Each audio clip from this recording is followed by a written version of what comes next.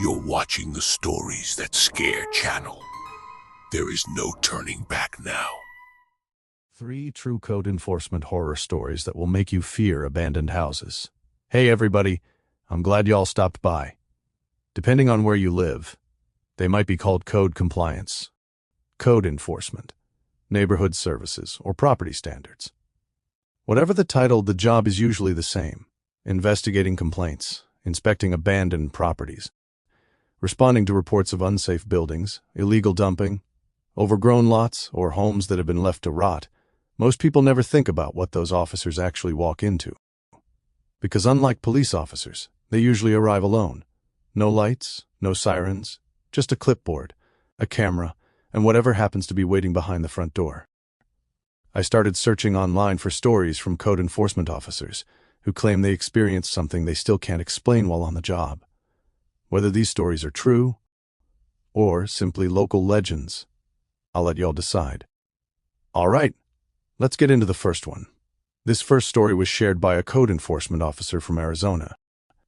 Here's what he had to say. I'd worked code compliance for almost 8 years.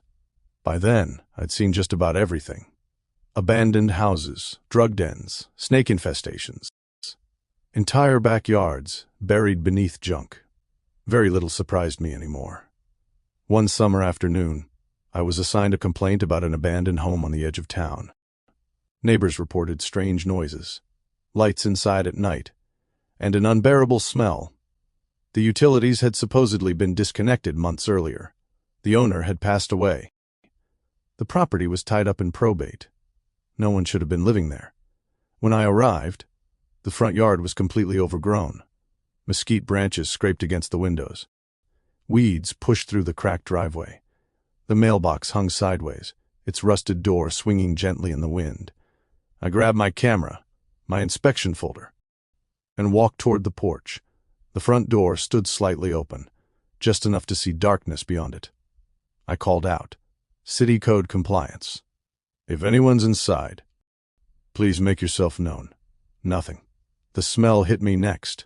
Not the smell of something dead, something old, like wet wood, mold, and air that hadn't moved in years. I pushed the door open another few inches. The hinges groaned loudly.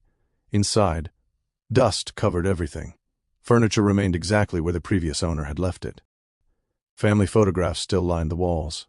A coffee mug sat on the kitchen table, half full, as though someone had simply stepped away and never came back. I began taking pictures, one room at a time: broken windows, collapsed ceiling, water damage. Pretty standard. Then my camera flashed unexpectedly. I hadn't pressed the button. Confused, I looked at the photo that had just been taken. It showed the living room, the same room I was standing in. Only there was an elderly woman sitting quietly in a rocking chair, hands folded in her lap, looking directly into the camera. I slowly lowered the camera and looked toward the chair. It was empty. I raised the camera again. She was still there, smiling. Then the rocking chair began moving on its own. The rocking chair creaked slowly, back and forth, back and forth. I stood perfectly still. The room around me was silent. No air conditioner, no open windows, not even a breeze. Yet the chair continued rocking. I lowered my camera again. The chair was still moving, but the woman was gone. Trying to stay calm, I convinced myself the uneven floor had somehow caused it. Old houses do strange things. At least, that's what I kept telling myself. I finished documenting the living room and moved into the hallway. Every room was covered in dust, except one. A narrow trail of clean footprints stretched across the hardwood floor. Bare feet, small. They led to the last bedroom. I followed them, stopping just outside the doorway. The room was completely empty. No bed, no dresser, nothing. Just peeling wallpaper and one closed closet door. The footprints stopped directly in front of it. I called out, "Hello? If someone's in there, this is City Code Compliance." No answer. I slowly reached for the doorknob. The brass felt ice cold. I pulled the door open. Empty. No shelves, no clothes, no person. Just a small crawl-space door in the back wall. About 3 feet tall, someone had written something across it in faded black paint. "Do not open." I stared at it for a moment, then laughed to myself. Probably kids trying to scare people. I snapped another photograph. Flash. When I looked at the image, the writing had changed. It no longer said, "Do not open." Now it read, "Too late." A loud bang echoed from somewhere beneath the house. Then another bang, bang. It sounded like someone or something was pounding on the floor from underneath. The entire house vibrated. Dust drifted from the ceiling.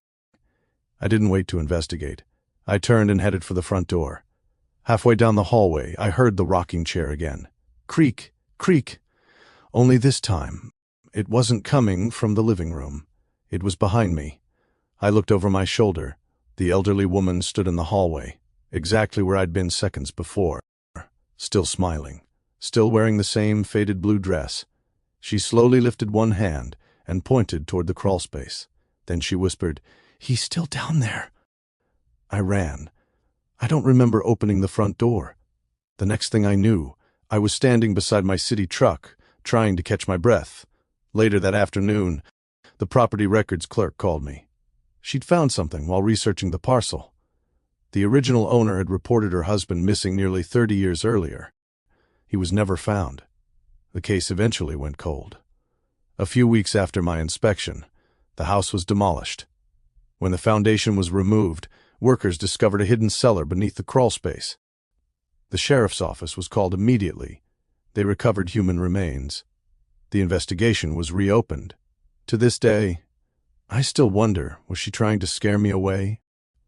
Or was she trying to make sure someone finally found him? Maybe some code violations hide far more than broken windows and overgrown grass. All right, let's move on to story number 2. This next story was shared by a neighborhood services officer from Florida. Depending on the city, his department was also responsible for investigating illegal dumping complaints. Most of the time, it was old furniture, construction debris, or people tossing trash on vacant land. But according to him, one complaint turned into something he'll never forget. I'd only been on the job about 2 years. Dispatch sent me to investigate reports of illegal dumping behind an abandoned shopping center. The property backed up to a large wooded drainage canal.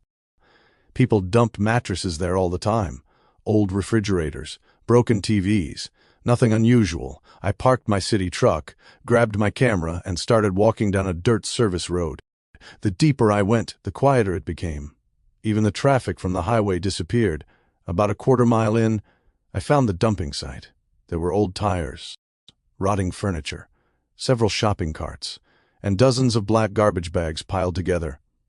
I started documenting everything, taking photographs, recording GPS coordinates. Then I noticed something odd. Every single garbage bag was tied the exact same way. Perfect knot, perfect loop. Almost like one person had tied every single one. As I continued taking pictures, I heard footsteps. Crunch, crunch, crunch, somewhere behind me. I turned around. Nobody. The footsteps stopped, thinking it was probably an animal. I went back to work. Then, crunch, crunch, crunch again, this time much closer. I spun around immediately. Still nothing, only the trees, the wind, and the canal. I decided it was time to leave. As I started walking back toward my truck, I noticed fresh footprints in the mud, boot prints, large ones. They hadn't been there when I walked in. They began right beside me, not behind me, not ahead of me, beside me, as if someone had suddenly appeared, walking alongside me. I followed them with my eyes. They continued straight ahead, then disappeared into the brush. Completely gone. No return tracks, no animal prints, nothing. I pulled out my radio. "Dispatch, I've got someone out here with me." Dispatch answered immediately. "Can you describe them?" I looked around. I never actually saw anyone." There was a long pause.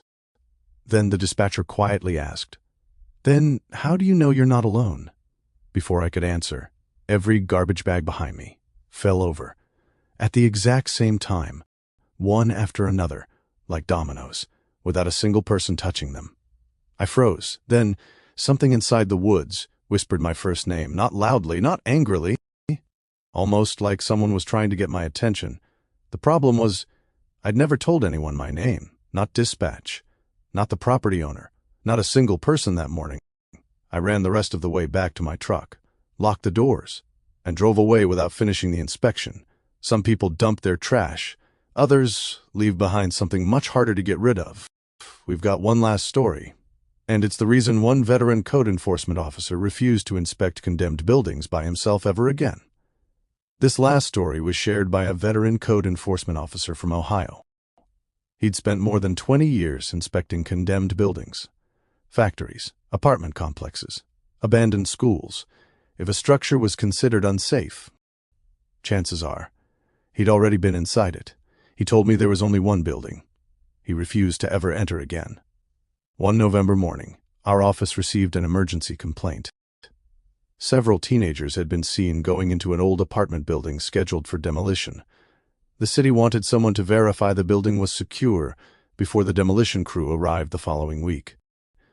Normally, I'd bring another inspector, but everyone else was tied up. So I went alone. The building stood 6 stories tall. Every window had been boarded over. The front doors were chained shut. Someone had forced open a side entrance. I unlocked the gate, stepped inside, and immediately switched on my flashlight.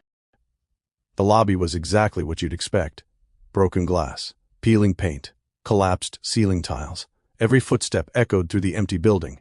I began documenting everything. Broken doors, missing copper wiring, graffiti, nothing unusual. Then I reached the 3rd floor. That's when I noticed something strange. Every apartment door was standing wide open, except one. Apartment 314. Its door was completely shut.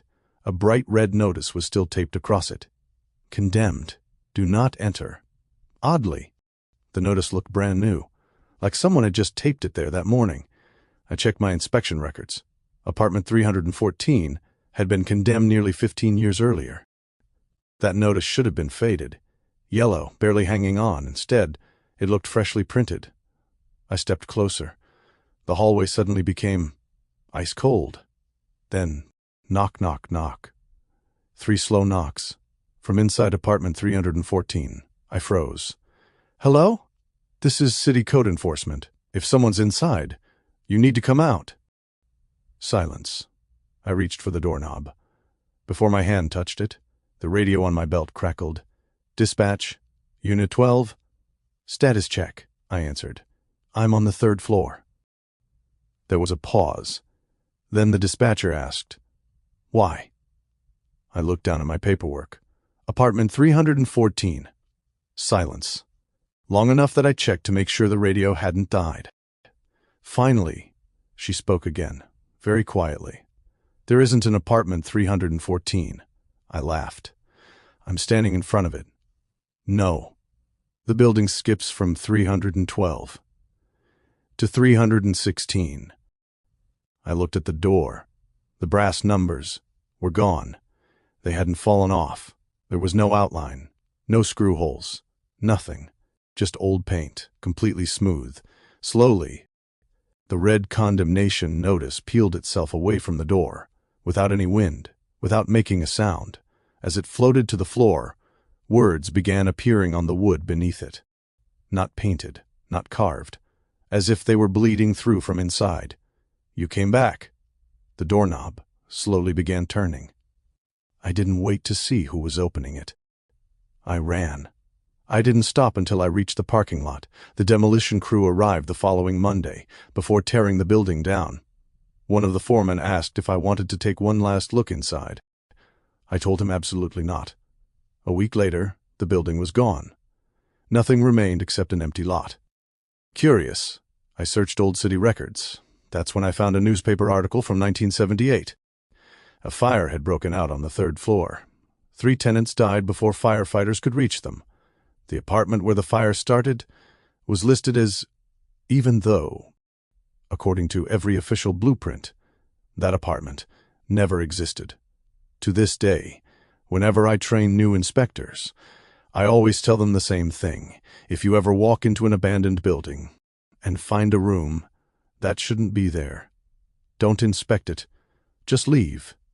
Because sometimes the city isn't the only thing keeping records. Maybe not every condemned building is empty. Maybe some violations can never be corrected. If you enjoyed these stories, let me know which one unsettled you the most. And if you've ever worked in code compliance, code enforcement, neighborhood services, building inspections, or property standards, and experienced something you still can't explain? I'd love to read about it in the comments. Who knows? Your story might appear in a future episode. Until next time, keep the fires burning, and as always, I'll tell the stories if you'll stay scared.